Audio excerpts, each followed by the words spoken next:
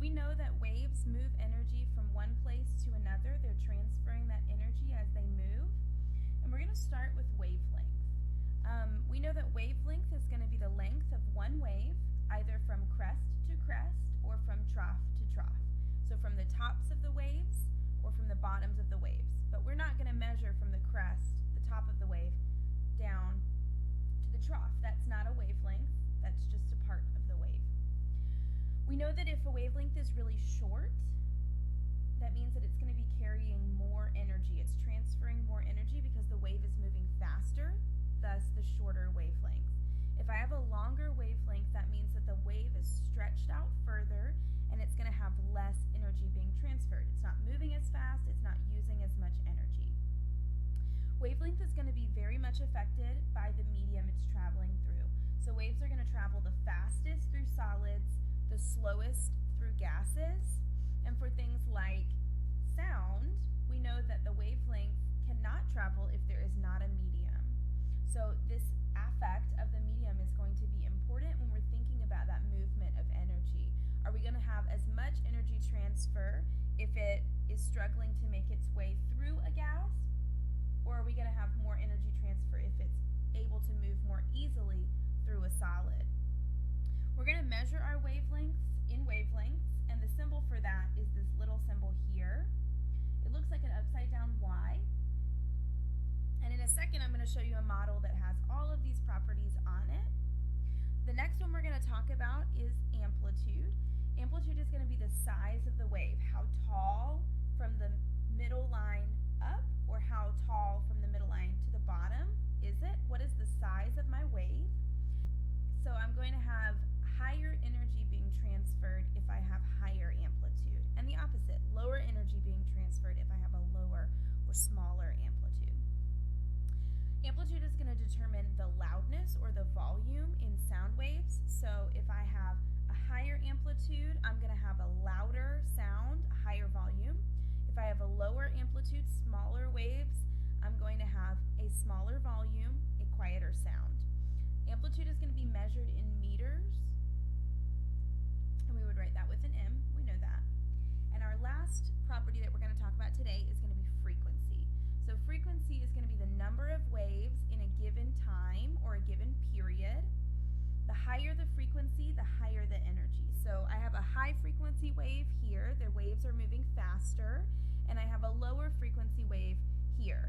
This wave is going to be transferring more energy than this one.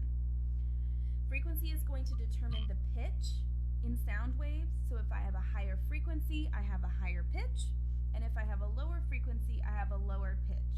So if I have a high-pitched voice, my voice sound waves are going to be higher frequency than someone with a low-pitched voice. Frequency is going to be measured in hertz, and that's written as Hz. Pause your video here if you need to write any information down that you have not yet written. Go ahead and flip your paper over to the back. And at the top of the paper, write sound waves, and across the middle, go ahead and write light waves. We're going to draw a model of sound waves and label those properties so that we can apply the things we just talked about with wavelength, amplitude, and frequency. So we're going to start with our sound waves here, and I've got a model of sound waves. So here's my sound wave. I'm going to zoom it in so it's a little easier to see. So we see some compressions where the waves are close together. They're a higher frequency. And then we see some rarefactions where the waves are more spread out. And that's the way that sound waves move. They compress and then they decompress, and then they compress and then they decompress. Or they squeeze together and they stretch out, and then they squeeze together and they stretch out. That's how they move as they transfer that energy from the sound source to the ear or whatever is receiving that sound wave. So we see our compressions and our rarefactions. We see our wavelength from one compression to the next, or our wavelength from one rarefaction to the next.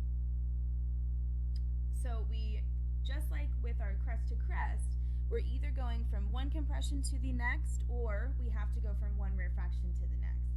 We can't do a wavelength or call it a wavelength if we're measuring one compression and one rarefaction together. That's not what's occurring. So let's move on to light waves. I'm going to move my camera down just a little.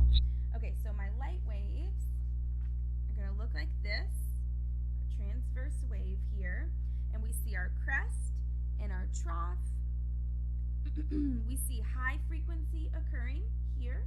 We see low frequency occurring here, and we can tell that the difference in that is that the waves are really close together. There's lots of waves within this small period versus right here where the waves are a little more spread out. There's less waves. So I know I can measure my wavelength from crest to crest or from trough to trough, but I wouldn't measure from crest to trough and call that a wavelength. Lastly, we've got our amplitude over here. We can measure our amplitude from the middle line that we see here up to the crest or from the middle line down to the trough. Either one. We wouldn't measure from the crest down to the trough and call that amplitude. It's only from the middle line upward.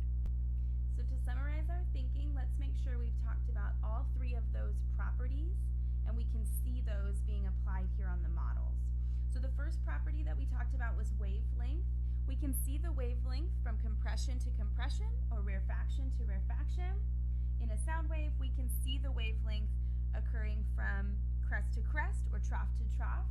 And we know that a longer wavelength is going to have less energy being transferred than a shorter wavelength.